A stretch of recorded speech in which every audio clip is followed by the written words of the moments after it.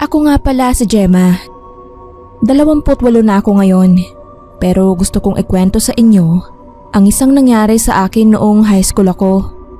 Hindi ko ito nakakalimutan kasi hanggang ngayon kapag naaalala ko, ramdam ko pa rin ang kilabot. Tambay kami ng barkada ko sa likod ng covered court ng school namin. Doon kami nagkukumpulan. May lamesa at mga sirang upuan na parang milagro pang nakakayanan kami. Sa pader, puro vandal ng pangalan namin at sa school.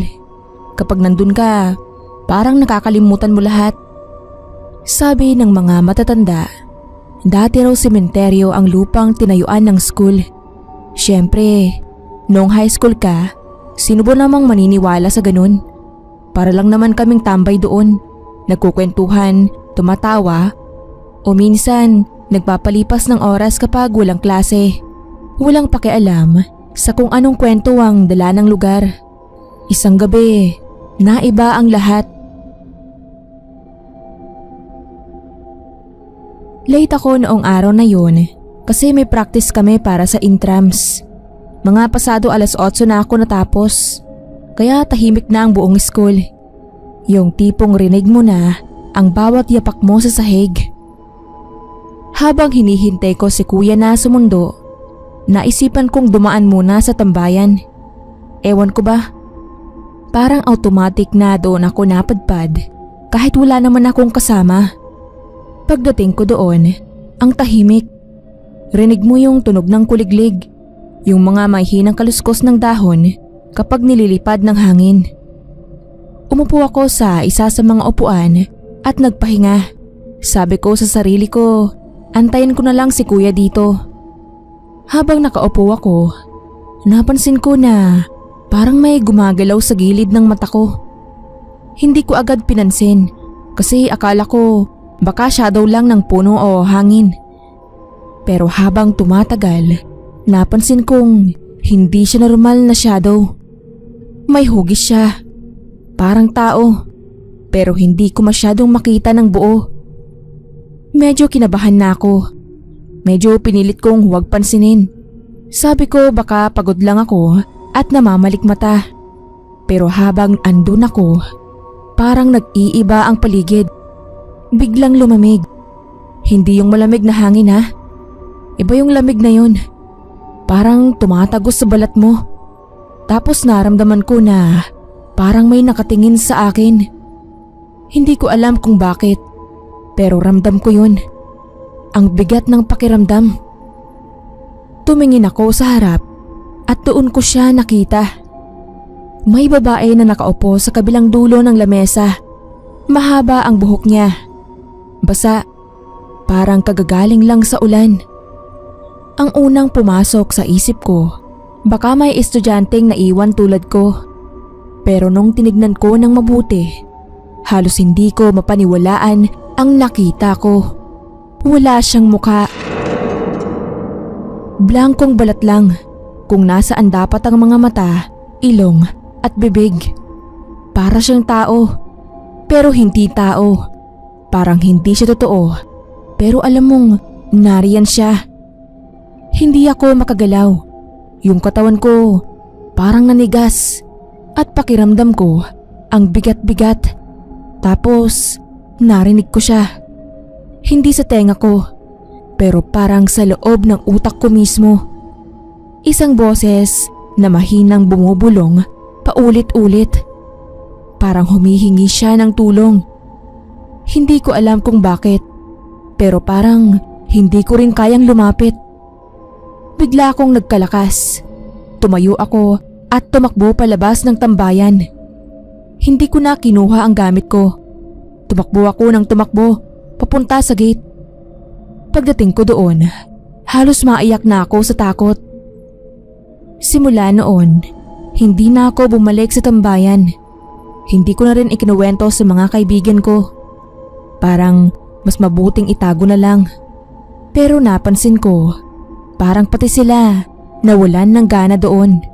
Hindi ko alam kung may naramdaman din sila o baka nadala lang sa tahimik na paligid. Hanggang ngayon iniisip ko pa rin kung sino yung babaeng yon. Bakit siya nandun? Ano ang gusto niya? Hindi ko rin alam kung bakit ako ang nakakita sa kanya. Pero tuwing naiisip ko siya, parang nararamdaman ko ulit yung lamig ng hangin. Sariwa pa rin sa akin ang gabing yon at kahit anong gawin ko, hindi ko siya makalimutan.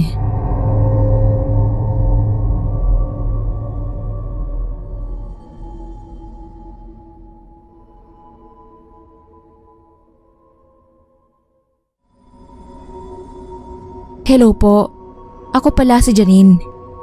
Isa po sa mga tambayan naming magkakaibigan ay ang burol na malapit lang sa amin. Ang burol na iyon ay matalahib at sa gitna ng talahiban ay tambayan naming kubo. Elementary pa lang ay doon na kami naglalaro, lalo na at malapit lang din iyon sa tubuhan na sinasaka ng mga magulang namin. Yung kubo na yun ay dating pahingahan noong mga nagsasaka dati sa burol. Pero nung huminto sila ay mga talahiban na lang ang doon at kaya namin nagagamit yung kubo. Pagdating ng high school ay hindi na kami nakabalik doon. Paano ay may nakitang bangkay sa may talahiban. Dalaga yung bangkay at ang usap-usapan ay ginahasa daw ito at saka pinatay. Wala namang nakakakilala sa baryo namin kung sino yung babae. Sabi ay taga-ibang bayan daw, pero hindi ko na din nalaman kung saan talaga. Dahil sa trahedyang yon, ay hindi na kami pinabalik ng mga magulang namin sa kubo, lalo na yung mga babae, at baka daw mamaya ay magaya kami doon sa bangkay na natagpuan. Lumipas ang ilang taon at nakapagkolehiyo kami. Yung iba ay hindi na pinalad makapagtapos at yung iba naman ay sa Maynila na nakatira. Isa si Jonah sa nakatira sa Maynila. Nung nakaraang buwan ay umuwi siya dito sa amin at nagyaya na makipag-inuman. At ang gusto ay doon sa may kubo. Ang sabi ko naman ay matagal nang sira yung kubo doon at ginawa na nga atang panggatong yung mga haligi nun. Kaya hindi ko siya sineryoso nung sinabi niyang gaya pa din ng dati yung kubo at hindi pa naman daw sira. Dahil nga ayaw namin maniwala ay nagdala na lang kami ng picnic mat saka pagkain. Yung ibang kababata naman naming lalaki ay nagdala ng mahabang upuang kahoy at alak. Laking gulat na lang namin na hindi pa nga talaga sira yung kubo at buong buo pa. Medyo madumi siya pero nakatayo pa rin. Nilapag na namin yung mga bitbit namin sa sahig. Hindi ko mabilang kung ilan kami. Ang dami kasi namin nun. Siguro nasa 20 mahigit. Yung iba kasi ay nagdala pa ng ibang kaibigan o kaya kapatid. Nag-aayos na kami at naglatag na para maupo sa mat. Pero bigla na lang sumigaw yung isa naming kasama. Si Jonah kasi ay biglang nangisay. Nataranta kami at pinahiga namin siya sa mat. May mga bumaba na rin ng burol para humanap ng tulong. Hindi din namin kasi pwedeng kargahin na lang si Jonah dahil hindi naman namin alam yung sakit niya. Baka mamaya ay mas mapasama pa. Pero mga ilang minuto lang ay tumigil na yung pangingisay niya. At maya-maya ay natulala siya saka umiyak. Nabigla ako nung bigla siyang tumayo at lumuhod sa harap namin.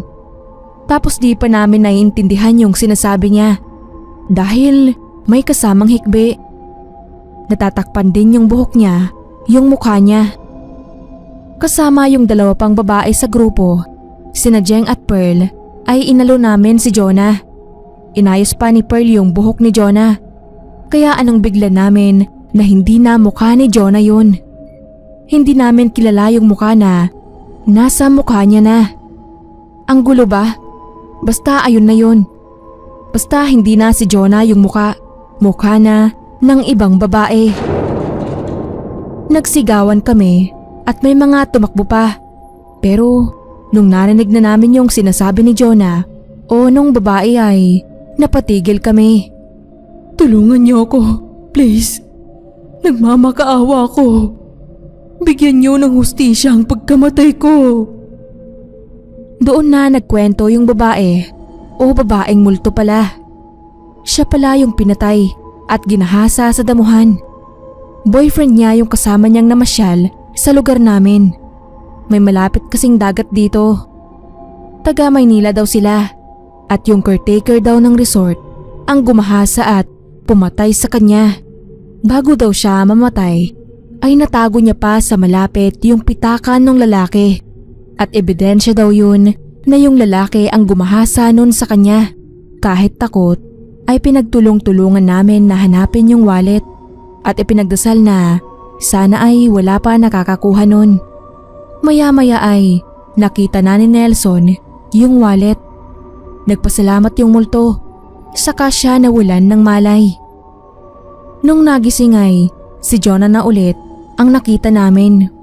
Umiiyak kaming niyakap siya at kinuwento sa kanya yung mga nangyari. Dinala pala namin sa police station yung wallet. Mga 10 ata kami doon at kinuwento namin sa pulis yung nangyari. Ayaw pa nga nila maniwala pero nung pinakita namin yung wallet ay saka sila nag-imbestiga ulit. Ilang buwan din ata ay nahuli na yung suspect na umamin din sa ginawa niya. Ilang taon na din pala siyang minumulto nung babae. May iba pa palang kaso ng rape at murder yun at nalaman na lang nung iniimbestigahan na din yung babaeng multo. Ngayon ay wala na talaga yung kubo at imagination lang pala namin na okay pa yun. Gawa ata nung babaeng mumo para pumunta kami ulit sa burol. Hindi ko na din maalala yung pangalan ng babae dahil medyo matagal na yun at nasa New Zealand na din ako at ng pamilya ko. Minsan na lang din kami makauwi pero kapag mga kwentuhang multo ay isa yun lagi sa ambag kong kwento.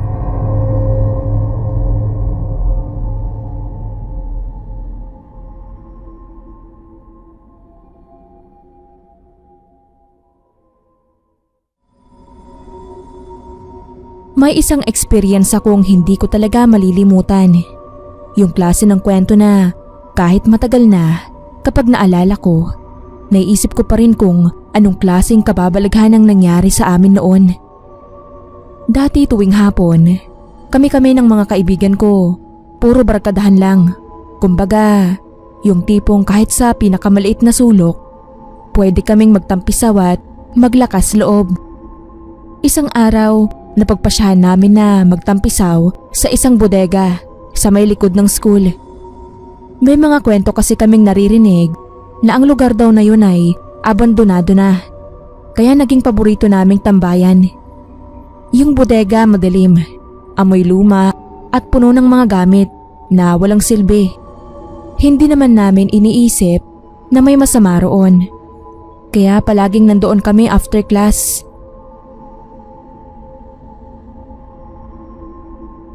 Nagkakaroon ng mga random na kwentuhan.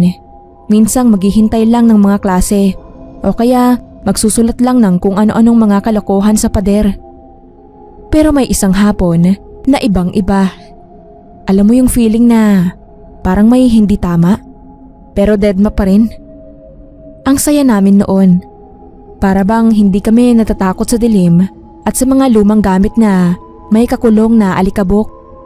Pero bigla na lang isang hapon, nang naglalakad kami sa gitna ng bodega, narinig namin ang isang malakas na kaluskos. Si Karen, yung isa sa mga barkada ko, nagtakbuhan palabas ng bodega nang marinig yun. Ang sabi niya, parang may kumalapit daw sa kanya sa likod. Kami naman hindi pinansin. Nagpatuloy sa kwentuhan, pero nararamdaman ko na may kakaiba. Yung amoy sa paligid, parang mas matindi kaysa usual. Yung mga pader, masyadong madilim. Parang may ibang presensya na andyan lang. Hanggang sa bigla na lang may parang anino na dumaan sa gilid ng pinto. Hindi siya mabilis, pero medyo mabigat yung pakiramdam. Lahat kami napahinto. Parang may ibang uri ng katahimikan sa paligid. Walang may gustong magsalita pero hindi ko rin kayang magtulungan kami. Hanggang sa narinig namin ang isang mabigat na tunog mula sa taas ng bodega. Tinutok namin yung flashlight pero wala kami makita. Lahat kami tumigil at parang lahat kami sabay-sabay na napansin na may malamig na hangin na dumaan kahit wala namang bukas na bintana. Si Mark nahulog sa lupa at di ko na maalala kung paano, pero yung kanyang itsura nang magtama ang kanyang katawan sa sahig, hindi ko na nakalimutan. Bawat isa sa amin tumaas ang balahibo at sabay kaming lumabas ng bodega. Hindi na kami nagbalik doon. Hanggang ngayon, kapag naaalala ko, may pakiramdam pa akong hindi maipaliwanag. Parang may takot na hindi naalis mula sa katawan ko kahit na wala na kami doon. Yung malamig na hangin, yung bigat sa paligid, pati yung kabog ng puso ko na hindi ko kayang ikontrol noon. Lahat yun, para bang sumasama pa rin sa akin. Kung tatanungin mo ako, hanggang ngayon, pag naisip ko yun, may kaba pa rin akong nararamdaman. Parang may mga mata na nakatingin sa akin mula sa dilim. Minsan iniisip ko, baka may mga bagay na hindi talaga natin kayang ipaliwanag.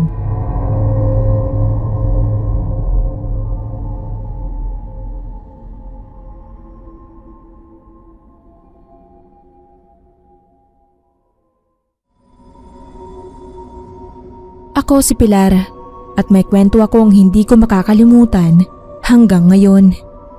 Siguro kung tanungin niyo ako kung paano ko nakayanan yun, hindi ko rin alam. Nung high school ako, may tambayan kami ng mga barkada ko. Hindi yun yung tipong malapit sa mga paborito naming kanto o sa mga lugar na matao. Yung tambayan namin, nasa isang maliit na gubat, malapit sa school. Pinili namin yun kasi tahimik. Hindi kami gustong makita ng mga magulang o mga guro. Kaya doon kami nagkikita-kita. Ang saya lang nung mga araw na yon. Sa ilalim ng malaking puno, maghahapunan kami, magkukwentuhan, minsan nanonood ng pelikula sa cellphone. Sa umpisa hindi ko pa naisip na baka may ibang presensya sa paligid. Basta ang alam ko, ang saya lang. Walang makakakita sa amin, malayo sa mga mata ng ibang tao. Pero may isang araw na nagbago ang lahat. Isang hapon kasabay ng paglubog ng araw, andyan kami ni Ben, ni Laura, ako at si Mark. Sa ilalim ng isang matandang puno kami, naghahati-hati ng chichirya. Tawa lang kami ng tawa at siguro dahil ang saya-saya namin, hindi namin agad napansin na may kakaibang nangyayari. May narinig kaming mga tunog mula sa malayo. Akala ko pusa lang o kung ano man, kaya hindi ko pinansin. Pero habang patuloy ang tunog, mas naging malakas siya. Yung tunog ng mga yapak, parang may ibang tao, hindi pusa. Si Laura, medyo kinabahan na, pero hindi kami masyadong tumigil. Hanggang sa biglang malamig na hangin ang dumaan sa paligid. Parang hindi normal na malamig. Kasi kahit may mga puno, hindi ganoon kabigat yung hangin. Tapos, parang may sumunod sa amin. Hindi namin maintindihan, pero may naramdaman kaming parang ibang presensya. Si Mark naisip niya na baka may ibang tao sa gubat, kaya nagmamadali kaming bumangon. Pero bago kami makaalis, may narinig kaming tunog mula sa taas ng puno. Malalakas na hakbang, pero wala namang makitang tao. Si Ben, nagmamadali ng tumakbo, at sa kabila ng takot ko, wala akong magawa kundi tumakbo rin. Doon na ako natakot. Nung nasa labas na kami ng gubat, nakahinga kami ng maluwag. Pero ang kakaiba, kahit na wala na kami sa gubat, may naramdaman pa rin akong nakasunod sa amin. Yung pakiramdam na may kung anong nakatingin sa amin. Parang hindi kami tinantanan. Si Laura nahulog at napaluhod. Huwag niyo na itanong kung anong nangyari sa kanya. Pero ang alam ko, hindi siya naging kasing komportable sa tambay namin pagkatapos ng gabing yun. Hanggang ngayon, hindi ko maintindihan kung anong nangyari sa amin. Parang may ibang bagay sa gubat na hindi namin kayang maintindihan. Ang hirap ilarawan, pero kapag naaalala ko yun, parang nararamdaman ko pa rin yung lamig na dumaan sa balat ko at yung bigat ng presensya sa paligid. Baka may mga lugar talaga na mas mabuti nang iwasan.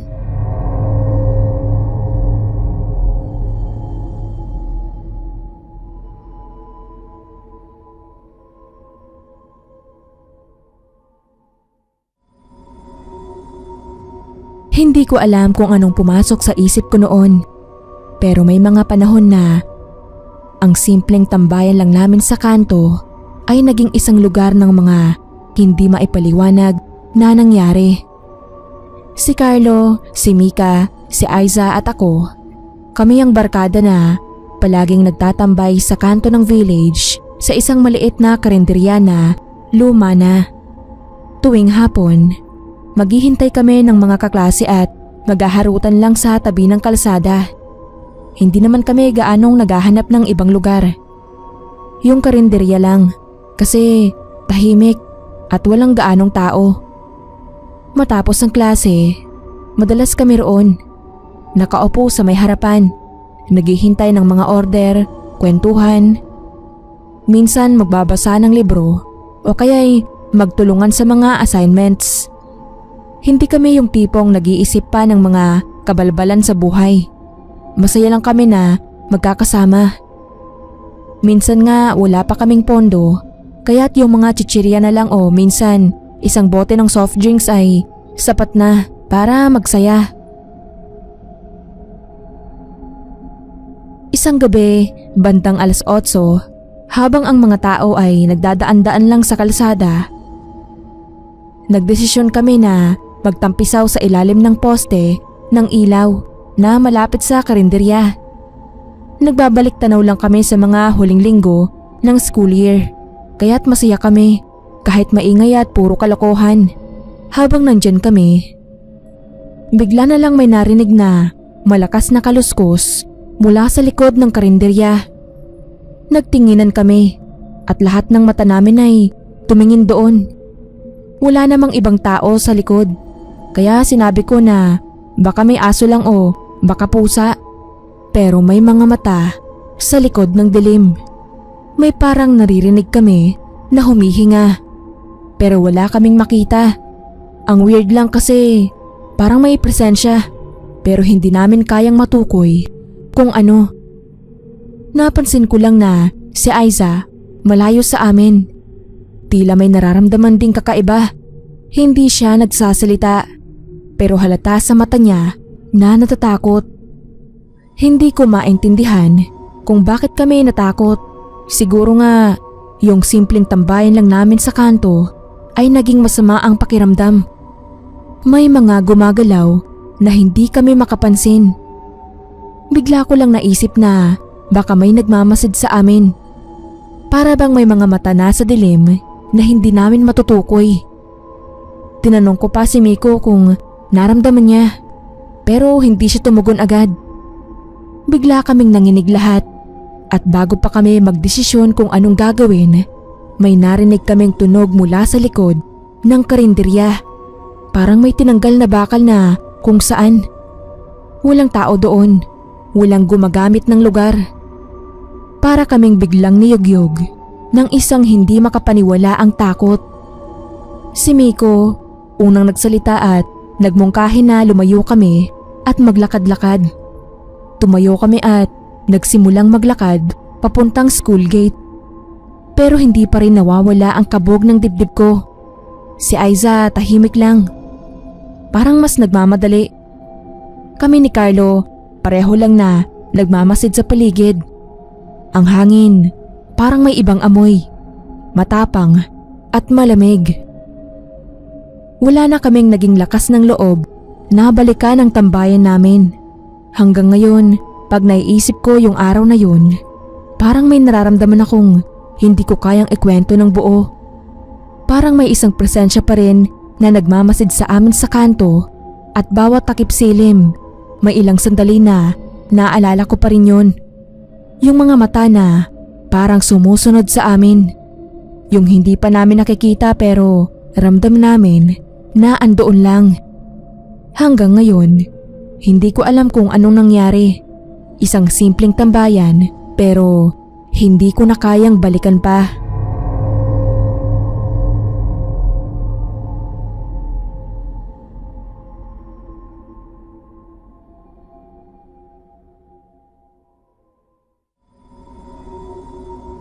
Hindi ko po alam kung paano ko sisimulan to. Para kasing kung ano-anong imahe at pakiramdam ang bumabalik sa akin tuwing naaalala ko yung tambayan namin sa kanto ng village na yon. Hindi ko alam kung bakit ako nagpunta doon. Pero alam ko hanggang ngayon takot na takot pa rin ako tuwing naiisip ko. Hindi ko talaga makakalimutan kung paano nagsimula ang lahat. Noong high school ako, madalas kami ng mga kaibigan kong magtambay sa isang abandoned na bahay sa may kanto. Luma na yung bahay at sa mga kwento ng matatanda, matagal nang wala talagang nakatira doon. Puno ng mga kalawangin na bakal, may mga sira-sirang bintana at yung pader, puno ng alikabok at mga graffiti. Kahit medyo takot kami, madalas pa rin kami doon. Kasi parang kami na lang yung mga taong nandun. Parang yung bahay, naging parte na ng barkadahan. Kahit gabi, masarap tambayan kasi malayo sa mga magulang at tahimik. Isang gabi, naalala ko, mga bandang 9:00. Kumpleto kami ng tropa. May dalang mga chichirya at cola. Nakaupo kami sa dilim. Tapos, kwentuhan lang. Malamig yung gabi, pero hindi nakakaistorbo. Bigla na lang may pumasok sa isip ko na i-check kung may tao sa loob ng bahay. Kaya naglakad ako papasok, kasama yung isa sa mga kaibigan ko. Sabi ng iba, wag na raw. Kasi baka may mga kalaban o kung anuman. Pero hindi ko na sila pinansin. Tapos, akmang maglalabas na kami ng flashlight nang may biglang maingay na tunog mula sa taas. Sabi ko, baka pusa lang. Pero parang may naramdaman akong hindi maganda. Parang may anino na mabilis na dumaan sa isang pinto sa taas na may mga kakaibang tunog. Masakit sa mata ang dilim sa itaas kaya walang makakita ng mabuti. Pero may parang amoy. Amoy na hindi ko kayang i-describe. Matapos ang ilang minuto, nagdesisyon kami ng kaibigan kong si Krista na mag-akyat. Pero bago pa kami makaakyat, may parang lamig na dumaan sa paligid at may narinig kaming parang nararamdaman namin na may ibang tao pero hindi namin makita. Para bang may ibang presensya na kami lang ang nakakaramdam. Doon na kami natakot at bago pa kami tuluyang makaalis ng itaas, bigla akong natamaan ng malamig na hangin at nakita ko yung isang pinto sa dulo ng hallway. Hindi siya basta pinto lang, parang may katawan na nakatayo doon. At lahat ng buo kong katawan ay nanginig. Hindi ko na kayang ikwento pa. Pero nung nakita namin yun, bigla kaming nagtulakan pababa at ang lakas ng tibok ng puso ko. Hindi ko na rin naisip na magtago. Matapos noon, hindi na kami bumalik doon. Hanggang ngayon kapag naiisip ko, yung feeling na parang may nakausap po, nagmamasid sa'yo, parang gumugulong pa rin. Hindi ko talaga alam kung anong nangyari noong gabing yun. Pero sa akin, may nangyaring hindi maipaliwanag.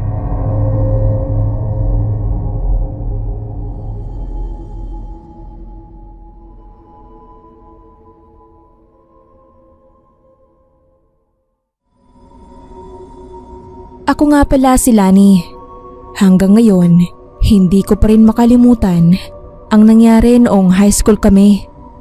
Mahilig kaming tumambay ng tropa ko sa isang abandonadong bahay malapit sa school namin. Ewan kung bakit doon, pero siguro dahil wala masyadong tao, kaya ang saya lang. Yung bahay luma na, gawa sa kahoy at halatang kinain na ng panahon. Puno rin ng mga graffiti at vandal mula sa ibang estudyante. May kwento raw na dating may nakatira roon na pamilya, pero iniwan nila bigla ang bahay nang walang paalam. Doon kami palaging nagkukumpulan, lalo na kapag uwian. Kanya-kanyang dalang pagkain, kwentuhan ng kung ano-ano, o minsan nagpapalipas lang ng oras. Kahit pa may mga bali-balita na may nagpaparamdam doon, dead ma lang kami. Wala naman sa amin ang seryoso sa mga kwento ng matatanda. Ang alam lang namin, chill na tambayan yon. Isang araw, naisipan naming tumambay doon nang medyo late na, mga bandang 7:00. Gabi na pero sabi namin okay lang kasi sama-sama naman kami. 7 tao kami noong gabing yon. Bitbit ang mga snacks, dala pa ang speaker para sa music. Sa umpisa ang saya lang, tawa dito, kwentuhan doon. Pero habang tumatagal, napansin namin na parang iba yung pakiramdam ng lugar. Parang masyadong malamig, kahit hindi naman mahangin. Nung una binabaliwala lang namin, baka pagod lang kami o dala ng gabi. Pero habang tumatagal, nagiging mas creepy. May naririnig kaming kalusko sa second floor, kahit alam naming walang ibang tao kundi kami. May nagsabi pa sa amin, baka pusa lang. Pero yung tunog, parang yapak ng tao. Medyo natahimik kaming lahat.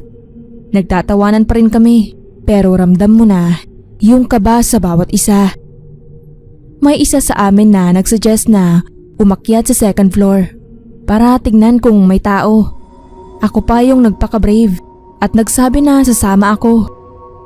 Habang umaakyat kami, bawat hakbang parang lalong bumibigat yung pakiramdam ko. Yung hagdan, umiingit pa sa bawat pagtapak namin. Pagdating sa itaas, ang dilim. Kahit may flashlight kami, parang hindi sapat yung liwanag para mahanap kung ano man yung gumagawa ng tunog. Bigla naming narinig yung tunog ng yapak sa likod namin. Napahinto kaming lahat. Walang naglakas loob na lumingon. Pero nung napatigil kami, naramdaman ko yung malamig na hangin sa batok ko. Parang may nakatayo mismo sa likod ko. Napilitan akong lumingon at nakita ko siya. May babae sa dulo ng hallway. Mahaba ang buhok niya. Parang basang-basa kahit wala namang ulan. Hindi siya gumagalaw, pero ramdam ko na nakatingin siya sa amin. Wala siyang muka, blankong balat lang kung saan dapat nandun ang mga mata, ilong at bibig. Ang bigat ng pakiramdam, parang hindi ako makahinga. Hindi ko alam kung paano, pero bigla kaming nagtakbuhan pababa. Wala nang pakialam kung anong naiwan sa itaas. Diretso kaming lumabas ng bahay.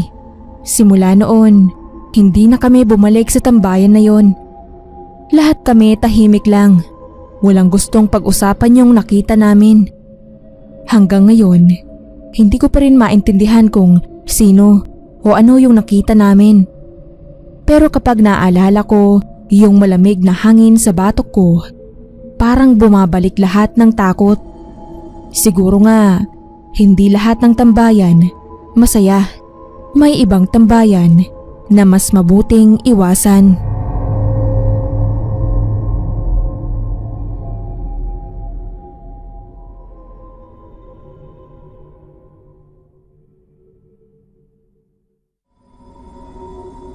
May isang lugar sa village namin na kung saan lagi kaming nagtatambay ng mga kaibigan ko. Hindi siya kasing sikat ng mga tambayan sa kalsada pero doon kami palaging magkakasama. Hindi siya yung tipong may makulay ng mga ilaw o mga upuan sa kanto. Wala rin itong kahit anong makikilala mo sa mga strangers. Isa lang itong abandoned na bahay na pinagtataguan namin tuwing gusto namin ng tahimik na lugar. Yung bahay na may mga sirang dingding, tadtad ng mga kalawang na bakal at mga puno ng halaman na nagsusulputan mula sa mga pader. Matagal nang walang nakatira roon, kaya't kami na lang ang naging mga regular doon. Paborito namin dahil walang ibang tao at para bang kami lang ang naroroon. Noong una masaya kami kasi walang masyadong istorbo. Palagi kaming nagkukwentuhan, nagdodrawing o minsan nagmumuni-muni habang nakaupo sa dilim ng gabi. Hindi kami natatakot dahil sanay na kaming nandun. Pero may isang gabi na hindi ko malilimutan. Wala pa kaming masyadong plano pero nagsimula kami ni Jeff na maglakad-lakad sa paligid. Habang naglalakad kami, napansin kong iba ang pakiramdam sa paligid. Parang may malamig na hangin na dumaan pero wala namang dahilan para maging ganon. Yung mga puno sa paligid parang may anino na gumagalaw. Sinabi ko kay Jeff na baka may aso o pusa lang pero may iba talagang pakiramdam. Tapos habang naglalakad kami sa gilid ng bahay, bigla na lang may narinig kaming malakas na tunog mula sa loob. Tumingin kami sa isa't isa. Para bang may mabigat na bagay na nahulog pero walang tao. Hindi namin alam kung anong nangyari. Kaya't nagtakbuhan kami pabalik sa may gilid ng bahay. Pagdating namin sa likod, may nakita kaming isang pinto na hindi namin napansin dati. Ang pinto, matigas at kalawangin. May mga palatandaan ng matagal na pagkakabukas. Hindi ko alam kung bakit, pero may isang kakaibang nararamdaman akong gumugulong sa loob ko. Tinutok ko ang flashlight sa pinto at nakita ko ang isang maliit na silid sa loob. Pero parang may lilitaw na anino. Si Jeff medyo nataranta kaya tumakbo siya palabas. Ako naman natigilan at napaisip. Naramdaman ko na may parang hinahatak sa loob ng bahay na para bang may naghihintay na hindi namin kayang makita. Dahil sa takot, hindi na kami nagtagal. Naglakad kami palayo pero parang may nagmamasid pa rin sa amin. Hanggang sa makalabas kami ng village, hindi na kami natigil sa pagtingin sa paligid. Hanggang ngayon, kapag naiisip ko yung gabing yun, parang may parte sa akin na hindi pa rin makakalimot sa nakatagong lugar na yon. Parang may nakatambay pa rin doon na hindi namin kayang makita.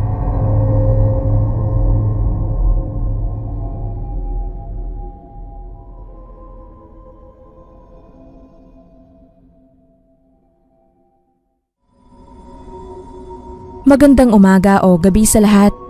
Ako nga pala si Catherine. Gusto ko lang ikwento yung nangyari sa amin sa isang abandonadong bahay na balak sana naming tambayan. Naalala ko na nagsimula iyon sa eskwelahan. Nasa may kantin kaming magkakaibigan nang magkayayaan na tumambay. Si Lysander ang pasimuno. May nakita daw siyang isang abandonadong bahay sa may gitna ng gubat. Dahil makukulit kami at maligalig ay umuo naman kaming lahat. Kasama ko noon sina Lysander, Kylie at Jana. 6:00 na kami ng gabi nakapunta.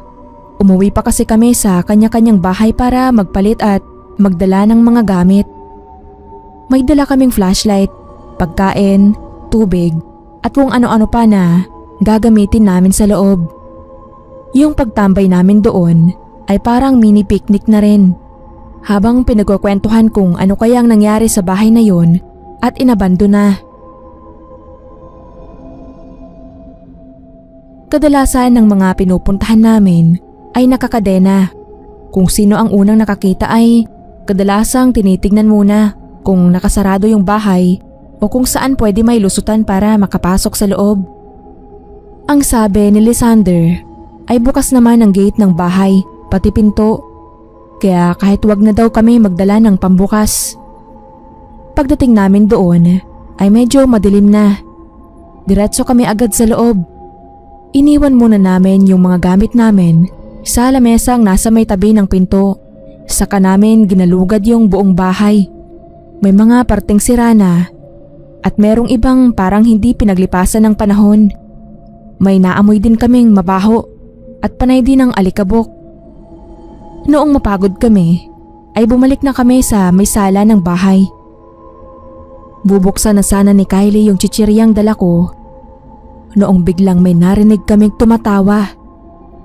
Sa tunog ng tawa ay parang bata yun, pero nung nagsalita na ito, biglang nag-iba ng boses.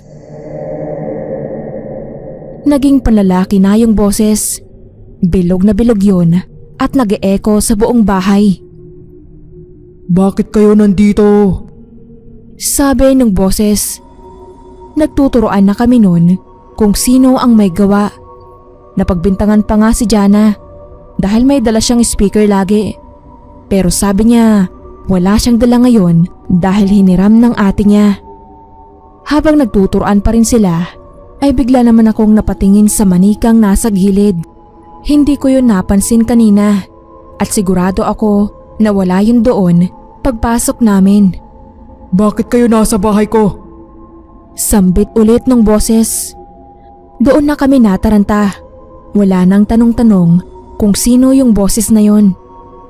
Hinablot ko na ang pwede kong mahablot, saka kami nagtatakbo palabas. Nung pagtingin ko pa sa kamay ko, ay nakita kong bit-bit ko pala yung manika. Pero sa pagkakaalam ko, ay yung plastic bag dapat ang bit-bit ko.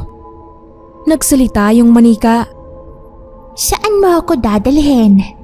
Sa gulat ay binato ko yun sa may pinto ng bahay at nagtatakbo ulit palabas ng gate. Bago pa kami tuluyang makalayo ay nakita ko pang may mga kamay na humila doon sa manika papasok ng bahay.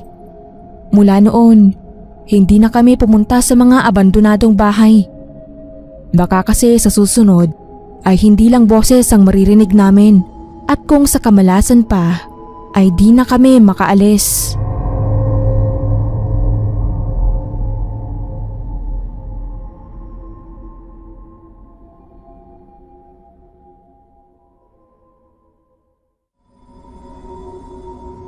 Siguro lahat naman tayo nagkaroon ng paboritong tambayan.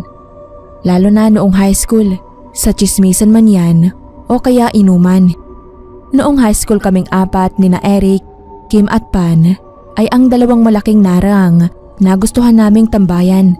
Lalo na kapag walang pasok. Magkakatabi lang kasi halos mga bahay namin at nasa iisang klase lang din kami. Dahil nga lagi kaming nandoon, ay nagawan na rin yon ang upuan at lamesa ng mga magulang namin. Kung hindi nga naulan ay doon na din kami gumagawa ng mga assignment. 6:00 na ng gabi na yon at nasa tambayan kami. Itong si Eric, bigla ba namang nagkwento ng mga nakakatakot. Kanina daw kasi ay napagkwentuhan nila ni Lola Edna yung tungkol sa mga lamang lupa at mga elemento tulad ng aswang, tiktik, manananggal at kung ano-ano pa. Nagkakatakutan na kami. Paano ay 3 kaming babae, 2 tunay at 1 Becky. Mas malakas pa sa aming tumili si Kim. Basta kasagsagan na kami ng parteng nagtuturo na si Eric na may kapre daw na nakatira sa 2 malaking nara. Pero bigla naman siyang sinagot ni Pan. Hindi naman daw totoo yung mga kwento niya dahil matagal na nga kaming tumatambay doon at wala namang nagpapakitang kapre. Nagkukulitan na sila noon at nawawala na din yung takot namin nang biglang may nahulog sa harap namin. Kasing haba yun ang braso ko at umuusok pa. Pagtingin namin ay isang malaking tabako yun. Bago pa kami makatilinipan ay nauna na si Kim. Maya-maya pa ay biglang lumakas yung hangin at nakakarinig na rin kami ng pagaspas ng pakpak. Pagtingala namin ay dumambad sa amin ang dalawang mapupulang mata at umuugoy na mga dahon. Nagsitakbuhan na kami noon. Nadapa pa nga si Pan. At muntik na akong matawa kasi biglang naging lalaki si Kim at pinasan si Pan. Ayaw na ayaw nga ni Baklang magpayakap sa amin pero pinasan niya pa rin si Pan. Dahil pinakamalapit na doon ang bahay ng lola ni Eric, ay doon na kami tumakbo at nagtago. Hingal na hingal kami dahil sa takot. Naiiyak na din ako noon. Si Eric ang nagkwento sa lola niya ng nangyari. Tapos tinawanan lang yung kwento ng apo niya. Kilala pala ng lola niya yung mga nakatira sa tambayan namin. Sabi niya ay lagusan daw kasi yun papuntang ibang dimensyon. Siguro daw ay napagkatawaan kami dahil nga tungkol sa kanila ang kwentuhan namin. Pinagsabihan niya kami na huwag na magkwentuhan tungkol sa kanila at magbibigay na lang daw siya ng alay para hindi na kami paglaruan. Hinatid kami ni Lola Edna isa-isa pa uwi dahil mahirap na daw at baka sundan kami. Kinaumagahan ay sinama niya kami ulit doon sa may tambayan namin sa Maynara. Nag-alay siya doon ng manok at lutong bahay. May dala pa nga siyang tsokolate na gusto pa nga sanang kainin ni Eric pero pinalo naman siya ni Lola Edna dahil para daw iyon sa mga tagaloob. Pagdating namin sa Nara ay nilapag ni Lola Edna yung pagkain sa harap ng puno. Saka siya nagsalita. Sabi niya ay huwag daw takutin ang mga apo niya at nagkatuwaan lang daw na mapagkwentuhan sila. Kung tatakutin pa daw kami ay siya na ang makakabangga ng mga yon. Pagkatapos sabihin ni Lola yon ay pinauwi niya na kami at naiwan siya doon. Mula noon ay hindi na kami nakabalik sa tambayan naming yon. Kahit pa sabihing hindi na kami takot. Graduating na din kasi kami noon at pagkatapos ng graduation ay sabay-sabay kaming nagkolehiyo at minsan na lang nakakabalik. Naalala ko lang yung karanasan naming yon. Pag uwi kasi ni Kim ay nakwento niyang nawala na daw yung 2 puno doon. Hindi naman daw pinutol o natumba ng bagyo. Talagang biglang nawala na lang. Kahit hanapan namin ang sagot ay wala kaming makuha. Dahil ang totoo, kami na lang 4 ang nakakaalala ng tambayan na yon.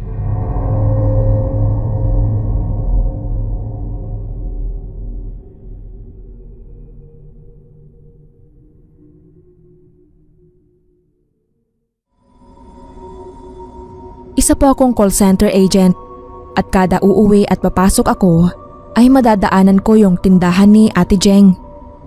Sa tindahan na yon, laging nakatambay si Lakers. Lakers pangalan niya kasi ay yung Lakers na jersey lagi ang suot niya. Ilang beses na ding napunta sa mental si Lakers dahil nasiraan ng bait kaya paggalagala na lang siya sa bayan. At ang paborito niyang tambayan ay ang tindahan ni Ate Jeng. Kada daan ko doon ay nakikita ko nga si Lakers. Minsan nakaway pa, pero kadalasan wala naman siyang pake. Minsan naawa na din ako sa tindahan ni Ate Jeng. Wala kasing nabili sa kanya kapag andyan si Lakers sa tindahan. Dahil baka nga sila ang mapagtripan. Saka may kabahuan rin kasi yun, kaya walang masyadong lumalapit. Kapag sinusumpong ay nagagawa din niyang manakit. May bata na nga din na nasa kalyon dati. Kung hindi lang nasuntok ng tatay ng bata si Lakers, ay baka natuluyan na.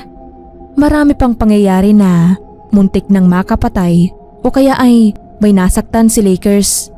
Pero dahil nga baliw, ay labas-masok lang siya sa mental at hindi naman maipakulong ng tuluyan. Isang araw ay nabalitaan ko na lang na namatay na si Lakers. Nakatambay daw ito sa tindahan ni Ate Jeng tapos merong dumaang motor at pinagbabaril yung tao. Halos puro sa ulo daw yung tama. Tumalsik pa daw yung dugo sa harap ng tindahan ni Ate Jeng. Agad naman daw tumakas yung pumatay, sakay ng motor na walang plaka.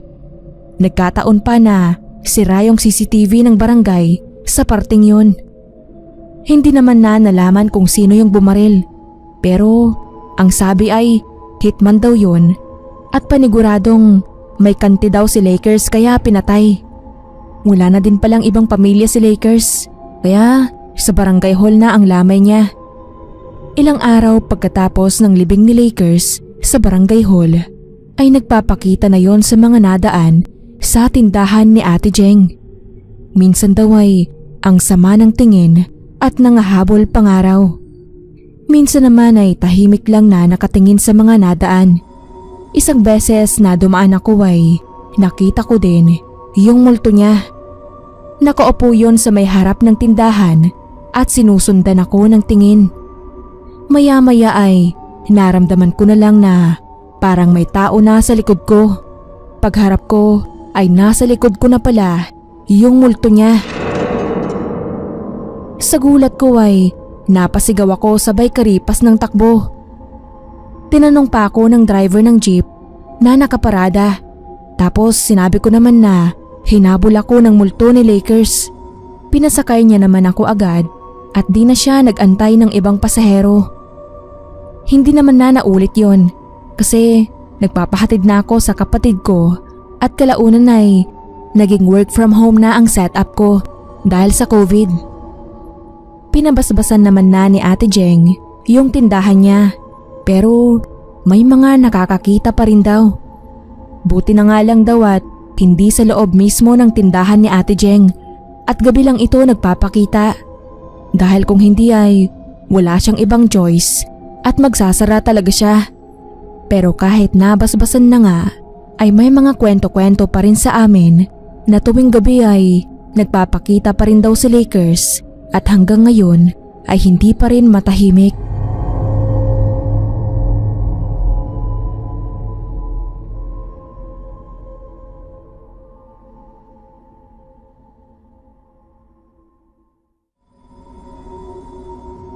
Malamig ang gabi. Magpapasko na kasi at nakatambay na naman kaming apat sa tindahan ni Mang Tony. Kasama ko sina Greg, Marie at Tintin. May hawak kaming tigi-isang bote ng Sunmig at pulutan namin yung dingdong na chichirya. Habang nagkukwentuhan ay naglilinis naman ng tindahan niya si Mang Tony habang may pailan-ilan namang bumibili. Isa sa bumili si Boyet. Tinanong kami kung alam na daw namin yung bagong boarding house na nasa kabilang kanto. Masarap daw yon tambayan dahil mura lang ang renta. May history ang boarding house na yon, sabi ni Mang Tony habang nagwawalis sa loob ng tindahan niya. Bakanteng lote daw yung lupa na kinatitirikan ng boarding house dati pero hindi talaga yun bakante. Medyo naguluhan naman kami sa sinabi niya kaya pinagpatuloy niya ang pagkukwento. Ang sabi niya ay noong panahon daw ng martial law ay may nakatirang pamilya doon. Napagbintangan silang mga rebelde at isang gabi ay pinasok sila ng mga militar. Tahimik kaming nakikinig sa kanya habang siya naman ay nakatayong nagkukwento. Inaalala yung kwento na narinig niya tungkol sa loting yon. Hindi na nakita ang mga katawan. Pagpapatuloy niya sa kwento, sabi daw ng iba ay nakikita ang pag-alagala ang mga kaluluwa ng pamilyang yon sa bakanting lote. Umiiyak at naghahanap ng hustisya. Seryoso kaming nakikinig tapos bigla namang narinig na umismid si Boyet. Hindi naman daw totoo yon at gawa-gawa lang ng matatanda. Sabi naman ni Mang Tony ay bahala na daw kami kung maniniwala kami o hindi. Iyon lang naman daw ang narinig niya sa matatanda kaya ay kinuwento niya sa amin. Ito namang si Boyet ay may gusto ata talagang patunayan. Nagbiro na pupunta daw siya sa susunod na boarding house para patunayan na gawa-gawa lang yung kwento.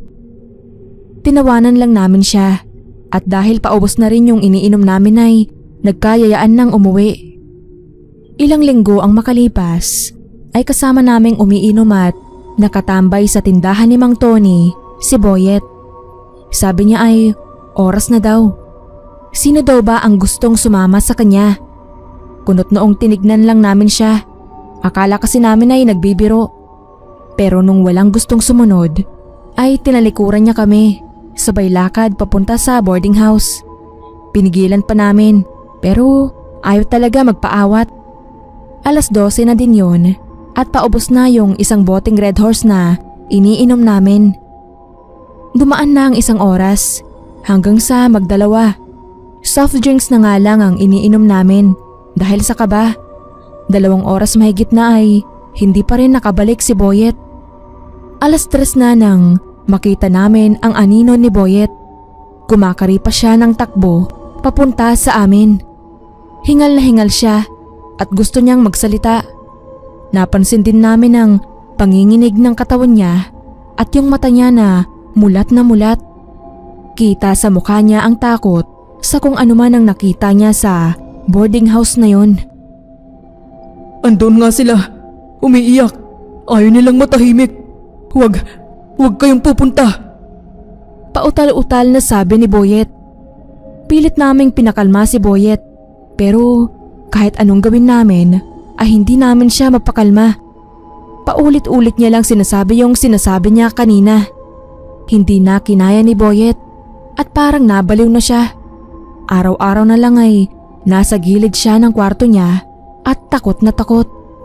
Hindi na rin siya nakakasama sa amin dahil kapag nakikita niya kami ay parang mas lumalala yung kondisyon niya. Makalipas ang ilang buwan ay umalis na si Boyet at nagpunta sa ibang lugar para magsimulang muli. Wala na kaming naging kontak sa kanya. Tumatambay pa rin kami sa tindahan ni Mang Tony pero hindi na tulad ng dati. Minsan ay natatahimik kami at napapalingon sa boarding house na hanggang ngayon ay nakatayo pa rin. Wala doon masyadong nagbago kahit pa naging saksi si Boyet sa kababalaghan na nakapalibot doon.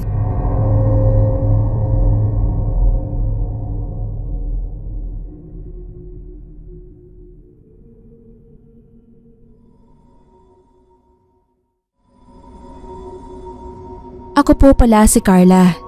Ang kwento ko po ngayon ay tungkol sa 2 pusa na laging nakatambay sa likod ng bahay namin. Pangalanan na lang po natin silang Jefferson at Daisy. Si Jefferson po ay isang tilapia cat habang si Daisy naman ay ginger. Siguro mga 3 buwan gulang sila noong una ko silang nakita sa likod ng bahay. Madungis pa at payat. Dahil hindi ko sila mahuli at hindi rin sila pwede sa loob dahil may asma yung lola ko ay pinapakain ko na lang sila kapag may tira-tira akong pagkain. Ay kaya nga po pala sinabi kong pangalanan lang sila ay dahil wala talaga silang pangalan.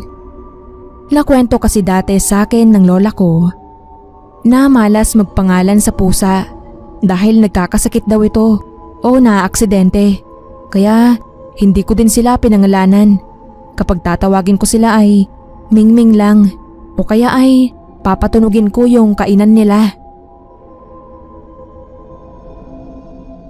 Hindi nagtagal ay lumaki na din sila at luminis.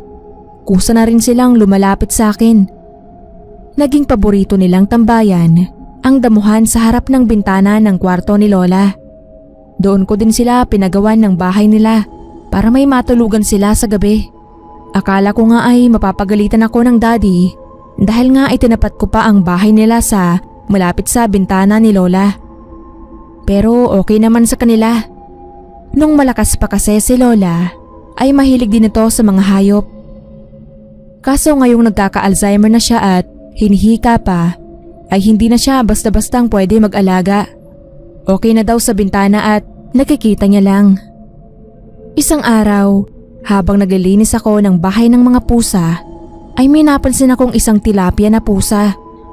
Nung una nga ay akala ko ay si Jefferson, pero nung tinitigan kong mabuti ay mas maliit yon.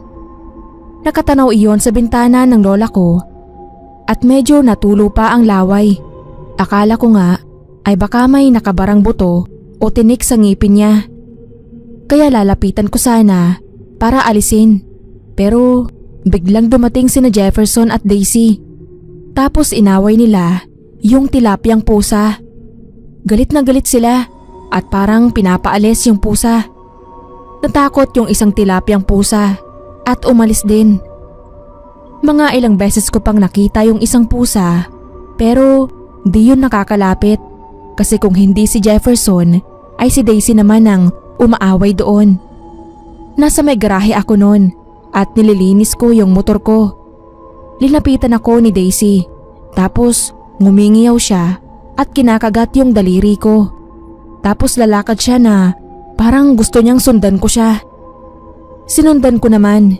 Doon nga ako nagtaka kasi biglang pumasok sa loob ng bahay si Daisy. Susuwayin ko sana at papalabasin pero tumakbo siya at dumiretso sa kwarto ni Lola. Ngayon lang pumasok sa loob si Daisy. Kahit anong bukas pa ng pintuan dati ay hindi iyon napasok. Ngayon lang talaga. At nagkataon pa ang pinuntahan niya pa talaga ay si Lola. Nagmadali na ako at baka makita pa nila Daddy na nakapasok si Daisy sa loob. Pagpasok ko sa loob ay nakita sa loob ng kwarto ni Lola yung tilapia na pusa. Inaway ito ni Daisy habang napansin ko naman si Lola na parang hinihika. Doon na ako kinabahan. Sabi ko sa sarili ko ay patay ako kila Daddy dahil may dalawang pusa na nakapasok sa bahay at nagsanhi pa ata ng hika ni Lola. Agad kong tinawag sila Kuya Bert at Ate Isabel. Nasa palengke sila nun at gamit yung kotse. Alangan naman kasing ilagay ko sa motor ang Lola. Buti na lang ay nakauwi din sila agad at nadala namin si Lola sa ospital. Nung dumating sila Daddy ay nakwento ko sa kanila ang nangyari. Akala ko nga ay magagalit na pero dumating yung doktor at sinabing organ failure ang nangyari at hindi hika. Tulad ng sinabi ko pagdating namin sa ER at wala naman daw hika ang Lola. Normal naman daw ang lungs nito. Medyo nakahinga ako noon ng maluwag. Pero pagkatapos ng isang oras ay binawian din ng buhay ang Lola. Talagang hindi na kinaya ng kidney niya. Sa St. Peter binurol si Lola at dahil ako madalas ang bantay ay di ko na napansin na hindi ko na pala napapakain yung dalawang pusa. Ikalawang araw na ng burol at bago ako umalis ay tinawag ko yung mga pusa sa likod. Una kong nakita si Daisy na natutulog at sunod ko nakita si Jefferson na nasa may damuhan at tumutulo ang laway at parang naghihingalo na. Dahil sa taranta ay napaiyak na ako. Kakamatay pa lang ni Lola ay baka susunod pa si Jefferson. Buti na lang ay may bukas pang vet clinic at nadala ko siya agad. Sabi sa test result ay wala naman daw problema si Jefferson. Ang sabi ng vet ay isaswero na lang daw at pagpapahingahin. Pinaiwan na din ng vet si Jefferson para daw ma-check nila kung may iba pang issue. Pagbalik ko sa vet, kinaumagahan ay masigla na si Jefferson at parang hindi naghihingalo nung dalhin ko siya. Magana na siya ulit kumain. Binalik ko na din siya sa bahay nila ni Daisy. Nakwento ko sa mga pinsan ko lahat ng nangyari. Sabi ni Ate Jonah, yung pinsan ko na mahilig din sa pusa ay baka yung pusa daw na tilapia yung susundo kay Lola. At sina Daisy at Jefferson naman yung pumuprotekta kay Lola para hindi siya masundo. Pangaasar pa ng iba kong pinsan na baka naubos na energy nila Jefferson nung namatay si Lola kaya parang naghihingalo na din siya nun. Hindi na namin nalaman ang tunay na dahilan. Hindi naman kasi nakakapagsalita yung dalawang pusa.